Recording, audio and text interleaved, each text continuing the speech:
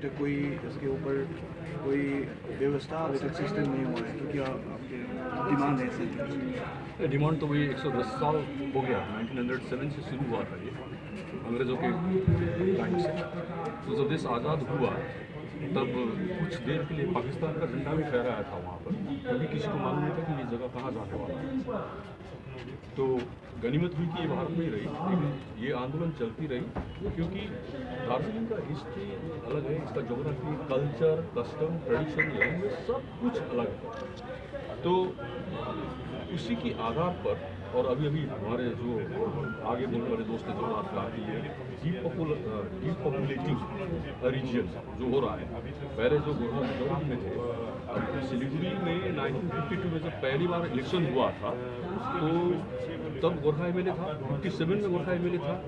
1936 में जब पहली बार म्यूनिसिपल इलेक्शन हुआ था वहाँ पर, तो म्यूनिसिपल चेयरमैन तब से जॉर्ज महावर सुब्बा एक गोरखा था, वो जो ये बताता है कि वहाँ गोरखा मेजोरिटी था, नहीं तो ये कैसे हो जाते चेयरमैन या 2 बार एमएलए कैसे हो जाते। लेकिन अभी हाल